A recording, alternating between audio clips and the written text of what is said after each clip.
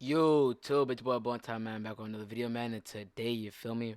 We're gonna be talking about everything wrong with sports media in today, NBA, NFL, everything, just in general sports. From recency bias, which is a borderline a drug in this point when it comes to the NBA community, from NBA TikTok to NBA Twitter, NFL Twitter, NFL TikTok, so on and so forth. And also just saying things for shock value without actually having any type of context or any type of really, yeah, really just context. But as always, if you fuck with the video, make sure to like, share, subscribe if you're new. There's a certain clip that inspired me to make this video, so I'm gonna roll that clip right now, and then as soon as I finish rolling that clip, we'll get into the video, man. As always, make sure to like, share, subscribe if you're new. It's your boy Bon Time Man, and let's get it. Going forward, though, you're taking Joe Burrow. I'm saying because over Lamar Jackson. Only because of this one position. I have been a stickler for many, many years. I know how electrifying Lamar Jackson is. Right. But I've been a stickler for years about when you play the quarterback position, I have to believe in your ability to throw the football consistently. Watching them throw the football, Joe Burrow just appears to be on another level. As you heard Stephen A. just say right there, he'd rather take Joe Burrow over Lamar Jackson because he thinks Joe Burrow is more consistent pass than Lamar Jackson. We haven't even seen a large sample, enough sample size to really determine that, but let's just say that's right, correct? Here's just something I just want to say real quick. And against Indy, where Lamar probably single-handedly had the best game this year for any player at any position. Probably the most clutch comeback, Monday Night Football. They're down 19. Lamar goes for 442, 4 touchdowns, 0 INTs. The first player ever with an 85% complete percentage in a 400-yard game. First player ever with 400 yards passing, 50 yards rushing, 4 touchdowns, no picks. Also the highest completion percentage in a 4 touchdown, 400-yard game. That's all Lamar Jackson. For a guy who's an inconsistent passer or inconsistent inconsistent throw of the football. So I'm just confused as to what Stephen A. what he was trying to get at there. And in Lamar's MVP season, he led the NFL in touchdown passes. Oh, he had a much more above average passer rating than most MVP quarterbacks. Not regular quarterbacks, MVP quarterbacks. So, and there's a reason why Lamar will never have a 4,000 yard year. He'll never have a 4,500, 5K year. It just won't happen because of one of two things. One, the Ravens will never get enough weapons for him to be able to do that. And two, they don't even have to do that, even if they will have the weapons, because the Ravens are a run-oriented team. You look at all the games Lamar played, besides, I would say, maybe Oakland, and you could say maybe Cincinnati. If Lamar doesn't have a 300, 400-yard game, it's because they ran for 250. When you run for 250, you're not gonna throw for 500 too. It's just kind of common sense. But when you just say things that adding no context, as Stephen A. did here, and it's just the overreaction. You know, Max Kellerman left. You gotta spice things up on the show to keep people watching. You know what I'm saying? So I understand what Stephen A. is trying to do, but there's gotta be context to it. You gotta understand that they're a mostly running team anyways. They're gonna run more than they pass more times than not. And the 2 games they were shut down in the run game, which was Denver and Cincinnati. Lamar threw for 300 plus yards, multiple touchdowns, and led them in victories in both games. So in back-to-back games, not just a game here and then a game 5 weeks later, back-to-back games. So I'm confused as to what this narrative is. Lamar isn't he can't throw the ball, or he's an inconsistent passer. You know what I'm saying? And don't get me wrong. Stephen A. is not the only one who does this. He's not the only one at all. This happens all the time. When you just see something it's recency bias. When the people saying you want Joe Burrow over Lamar Jackson, no one in their right mind. If you poll any GM in the NFL right now, not one of them is going to take Joe Burrow over Lamar Jackson. And that's a guarantee. But let's get into the second reason why sports media has gone ruined over the years.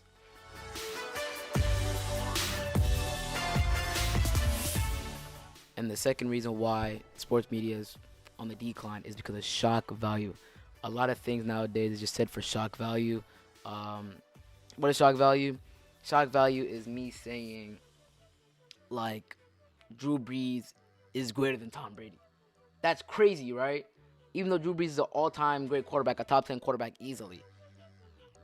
Nobody in the right mind actually believed that. But once you go in my comments right now and be like, yeah, you're crazy, you're casual, you don't know what you're talking about, stop talking sports.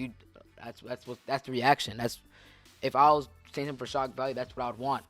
It's pretty self-explanatory, but just for anybody who doesn't understand what that is, it happens everywhere. It happens on Undisputed. It happens on First Take. It happens on First Things First. By the way, I just stopped watching that. I haven't watched really any of these in a minute because, like, at least if I watch them, I don't really pay attention to anything they have to say because majority of the time, it's a bunch of BS anyways. A bunch of cherry-pick stats with zero context behind it, which is another issue. But I'm going to roll a couple of clips to show you exactly what I'm talking about. Kawhi actually a better player under pressure than the great Kobe Bean Bryant? Yes, he is. No one had more heart than Kobe. And this is the first horrible take that, to me, it can only sound like shock value because, as Max says, Kawhi's a better clutch player than Kobe, which completely makes no sense. There actually isn't any metric or proof to back any of this up. Look at postseason translation, look at resilience, look at all that. Look at buzzer beaters, game winners, all of that. And then later in the same clip, J.A. Williams is literally like, tell me how, show me how. And Max is just, he doesn't say nothing. And when that happens, and y'all, 90% of y'all seen this clip. Obviously, I can't have the voice in it because of copyright. But when you have that type of, take, you got to have some type of context behind it. If not, then you lose credibility and less respect for taste moving forward. But it's not even the only crazy clip. I'm going to show you another one right now.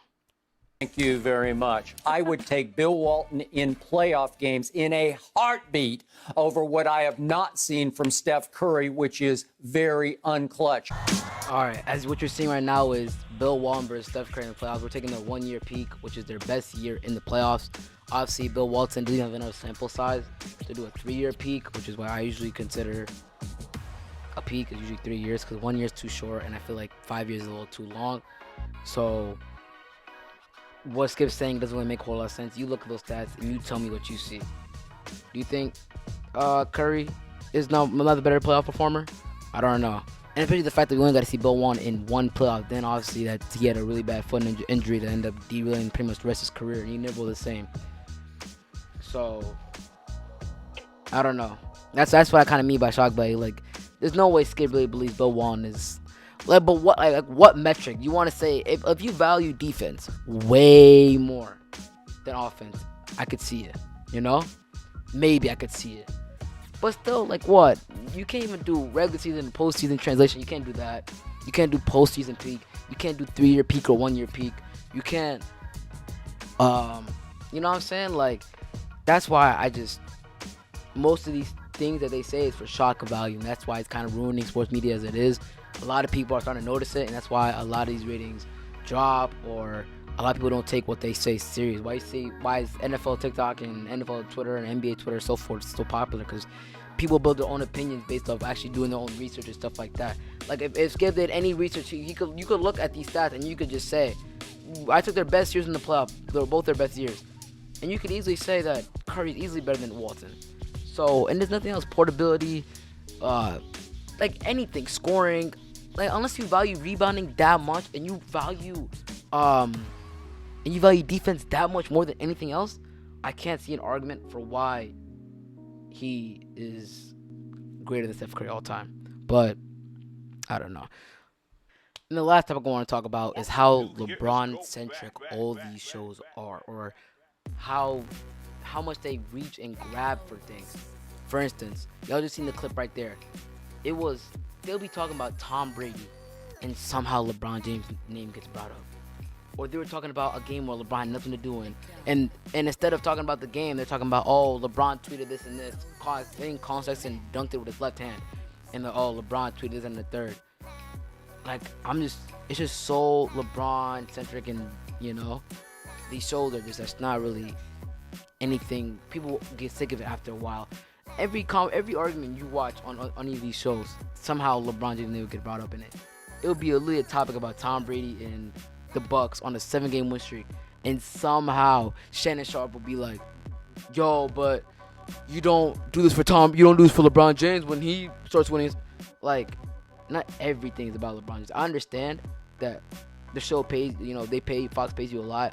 And I'm pretty sure the narrative they want to spin is that you're a huge LeBron fan and LeBron defended to day. Even though there's a lot of evidence where, cause he backtracks a lot. In 2016, there was times where he was saying, yeah, LeBron is not the GOAT, blah, blah, blah, and then third. Even after the one, after the one championship, he said he needs one more title and 2 MVPs. I'll roll the clip at the end of this, where he said he needs one more title and 2 MVPs to pass Jordan. In 2016, he hasn't gotten those 2 MVPs. So that one title puts you over, and he's been saying LeBron's been the GOAT since 2017, I want to say 2018. So that's really it. I'm gonna have the video. I'm gonna have the clip at the end of the video. But I'm gonna do it all for this video. If y'all want a part 2 to this, I can go on even more, but I'm gonna condense it. As always, make sure to like, share, subscribe if you're new. This is why sports media is becoming ruined. And yeah, it's about one time, man. And I'm out, man. Grrr.